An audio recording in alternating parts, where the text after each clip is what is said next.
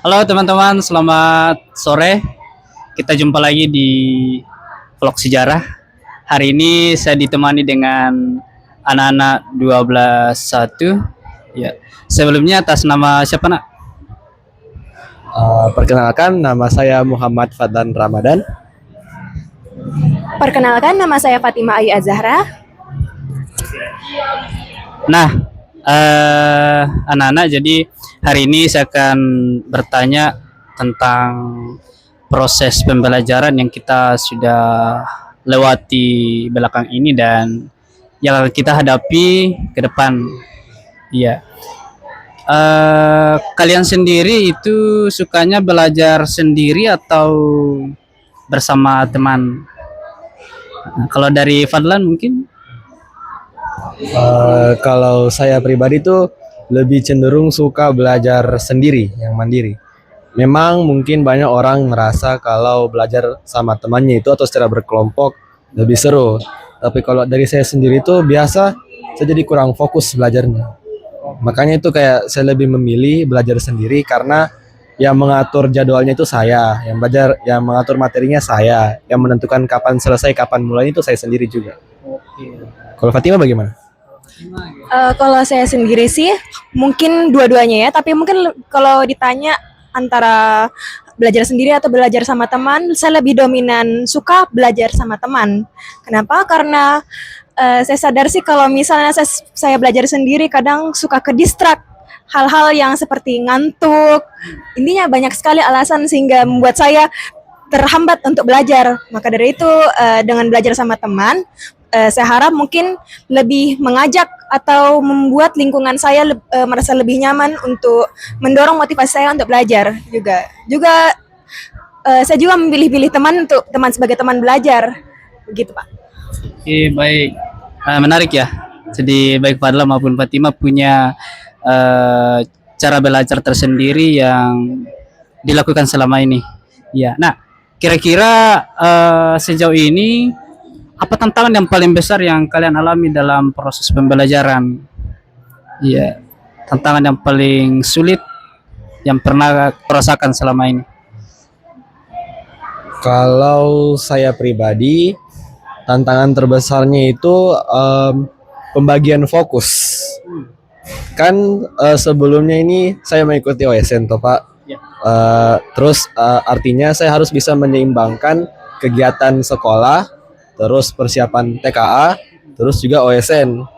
Jadi ini tiga-tiganya susah sekali diatur. Kapan saya harus kerjakan tugas sekolah, kapan saya sempat buat pelatihan OSN-nya, kapan juga saya mulai nyicil belajar TKA-nya. Ini tuh kadang saling bertabrakan. Iya, kalau saya begitu. Kalau saya sendiri mungkin sebagai angkatan pertama yang menjalani program TKA, juga mungkin masalah utama kelas 12 saat ini ya sulit bagaimana caranya membagi fokus antara TKA atau UTBK ya Pak. Karena menurut saya UTBK itu penting dan TKA itu juga penting. Tapi jika lihat dari jangka waktu yang akan datang, TKA akan lebih duluan daripada UTBK.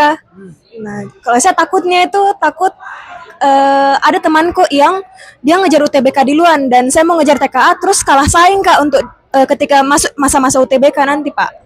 Ya takut kalah saing lah intinya, mereka sudah belajar duluan dan saya masih ngestak di pembelajaran yang masih dasar-dasar UTBK begitu Pak. Oke, baik. Nah, kira-kira apa solusi yang bisa kalian lakukan mulai dari hari ini dari masalah-masalah yang ya kalian hadapi ke depan? Ya. Kalau solusi untuk tantangannya saya, mungkin saya bisa mulai dari buat skala prioritasnya dulu. Kan kebetulan ini yang mendesak memang OSN, jadi saya harus prioritaskan dulu OSN. Nanti kalau hasilnya sudah kentara antara lulus atau tidaknya, kan nanti pelaksanaan finalnya itu bulan Oktober, jadi bisa saya kesampingkan dulu.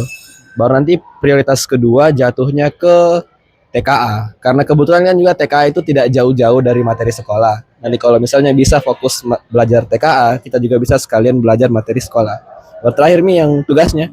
Tugas itu juga kalau mendesak dikerjakan, tapi kalau misalnya masih belum, dituntaskan dulu hal-hal pentingnya baru tugasnya. Oke, baik.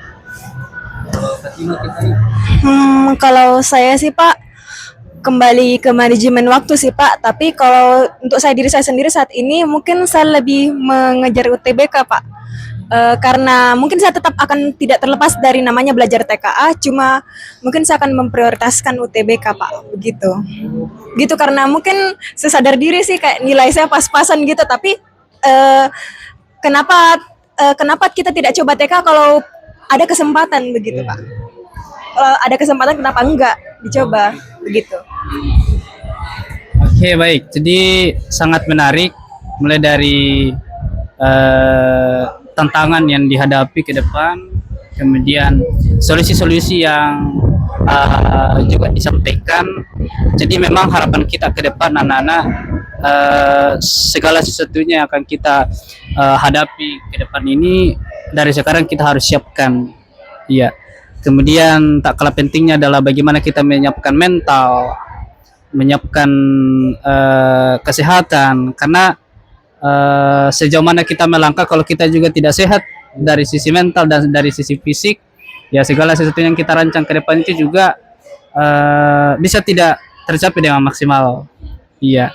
Nah, saya kira itu mungkin yang bisa kita pembincangkan hari ini. Terima kasih atas waktunya, Nak. Mudah-mudahan sukses ke depan.